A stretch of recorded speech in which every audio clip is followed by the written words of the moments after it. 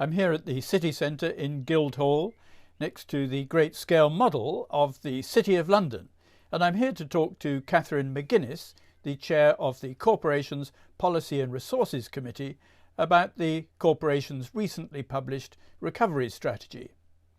Entitled The Square Mile Future City, the report provides a very different vision of the capital's central business district to the hard-nosed banking and financial centre of popular imagination, and talks about a business economy which is inclusive, innovative and sustainable.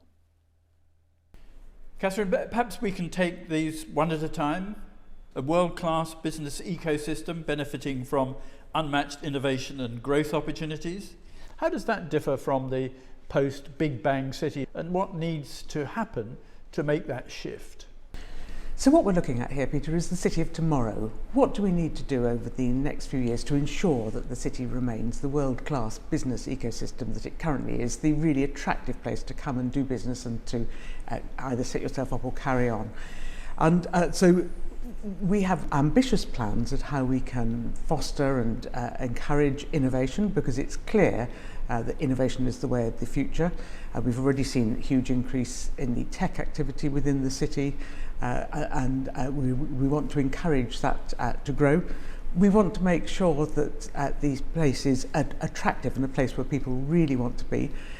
And I think one thing that we've learned through talking to businesses over this period is that it's not enough anymore for people to come into their offices and sit at their desks. They really want somewhere where they can do the business, they can meet other people and mix and collaborate, but they can also enjoy something else outside. We've got many assets already. We need really now to focus on them, enhance them into the future. We're very confident about the city's future, but we do recognise that this is a moment when we have to step up to the mark and ensure we have the facilities, the environment and the encouragement that people want.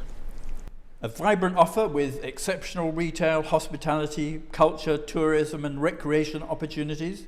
How will you deliver that in a period when all those sectors are going to be under such pressure, at least for the next few years, with more home working and lower levels of international travel? We have plans for a 5-year marketing campaign, really to showcase what the city has to offer and encourage people to take advantage. So you'll see a series of events. We'll be looking at how we can animate the streets more, what we can do with our cultural offer. People have had a challenging time during this period, and we've been working with them to try to support through this period, whether it's with our own COVID business recovery fund. But into the future, as we see footfall return to the city, it will be a question of showcasing what's there and helping to animate the space. The third one is outstanding environments, including collaborative, flexible workspaces, safe, attractive public realm, and resilient, sustainable infrastructure. So how will you work with property owners to create more flexible workspaces? And what are you doing to improve the public realm? What we're hearing is that people will be coming back, but they'll be coming back and using their facilities in a very different way.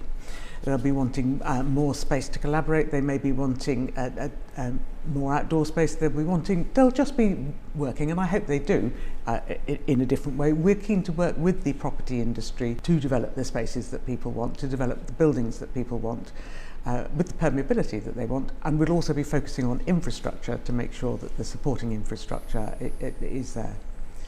I think there'll be a lot of work around data, collecting data to see how people are using the city, and we have some pilots in view, and ensuring that the infrastructure is there will also be important.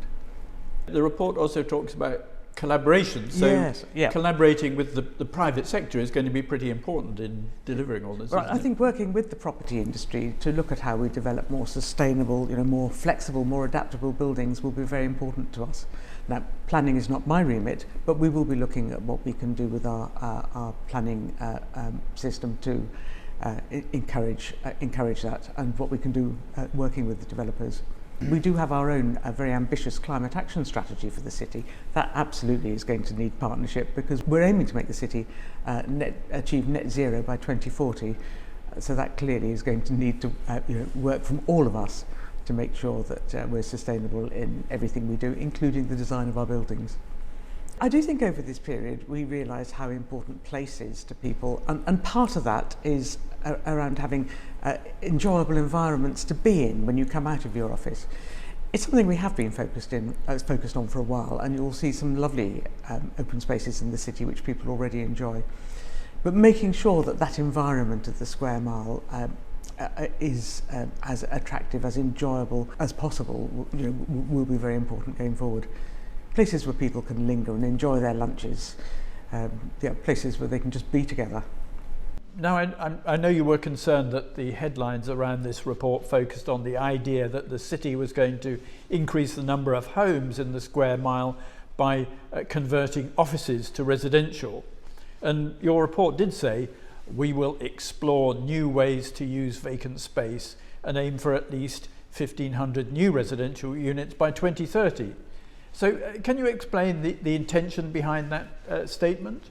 The city is, and it's going to remain, predominantly a business centre. We're not planning to change that in any way. We have a small residential population which we're very proud of, very committed to. We envisage a modest growth in the amount of housing that's available in the city, in line with the London plan. But this is not going to be at the expense of office space. We are basically a business city with more besides, but first and foremost a business city. So the office needs, the supporting retail and cultural needs and so on will absolutely take priority. So no policies for converting offices into residential? No, the recent headlines were misleading in suggesting that we are setting out to change offices into homes. We're not. But no, this is a business city first and foremost. We're not going to be changing the office space into flats. But we'll be looking when there are vacant spaces to what office use there is, or what retail or cultural or other supporting activity there is. So this is not a plan to turn all the high-rises into flats.